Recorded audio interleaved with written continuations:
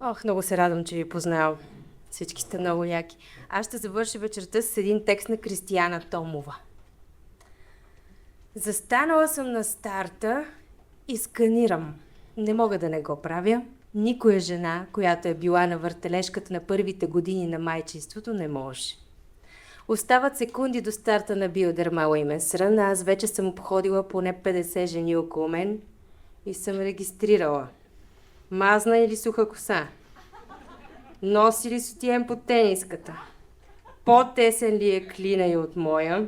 Има ли целулит на бедрата или от уния деца се родили гладки и божествени? Ма какви са тия коси, бе, плачещи за селфи? За тия жени думата мустачки е просто някакъв клингонски. И мога ли да спра да сканирам? Не, жената е супер робот. Сканира и се усмихва. Но нека се върна малко назад. Как изобщо се озовах тук на старта в клини маратонки, без деца на главата, с много съмнения в себе си, но с воля да пресека финала. Ако вече не сте изпробвали майчинството, то е като олимпийски десетобой, в който вдигаш, тласкаш, скачаш, плуваш и стреляш с единствената цел всички да заспят. И никой да не ти виси на главата, на гърдата, на душата, докато нещо работиш и най-вече докато си в банята или туалетната. Няма медал или грамота за участие, можеш да получиш съчувствен поглед, но после тези с погледите си отиват по техните си задачи. Първото ми дете беше от митичните бебета еднорози. Спеше и аз спях с него. Вдигах рамене кокетно, когато питаха как така изглеждам жизнено. После се появи второто. И вселенския баланс реши да изравни сметките.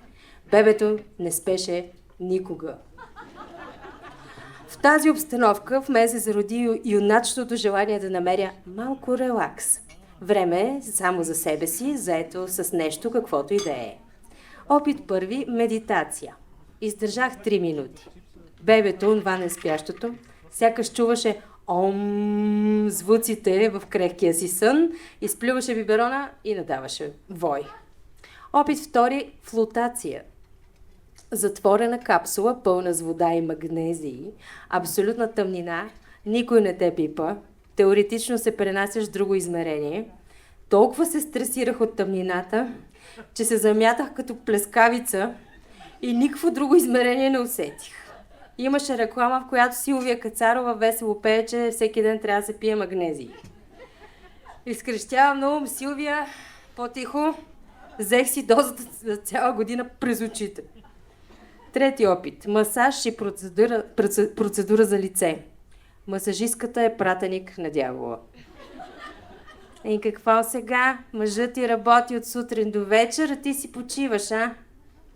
Чао и до никога повече, жено. И тогава се появи бягането. Дойде съвсем естествено и то преди биодермал и месран. Бягала съм с количка и пазарски торби. Бягала съм след автобуси. Бягала съм в парка с темпо, което повече прилича на бягство, отколкото на спорт. После децата тръгнаха на градина и аз открих нещо невероятно. Мога да бягам сама. Без количка, торби, без никой.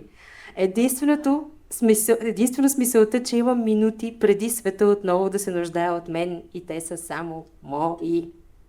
Когато за първи път видях информация за биодермала и месран, веднага ми кликна. Любимото ми занимание сред хора на открито. Кой знае, може да има грамота за участие. Този път поне някой наистина ще ми я даде. Оказа се много повече. Когато стартът беше даден, осъзнах, че вече никой не сканирам. Около себе си виждах жени, на които не им пука дали изглеждат перфектно.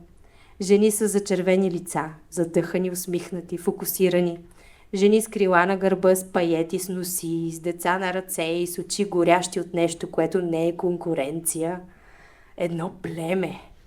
Най-прекрасното е, когато без страх от засенчване можеш да признаеш, че една жена е чудесна. Защото точно тогава ти също си такава. Чудесна. Бягах. Не най-бързото, не и най-красивото. Пулса ми беше взел мнение за случващото се и то бе доста критично. Но бягах, защото мога много неща и го осъзнах толкова ясно. Добре, минаха ми няколко мисли, че за следващото издание ще се опитам да съм по-бърза и че със сигурност ще си измисля туалет, защото никой няма да ме сканира. Вече го знам и нямам търпение. Аплодисменти за Кристияна Томова.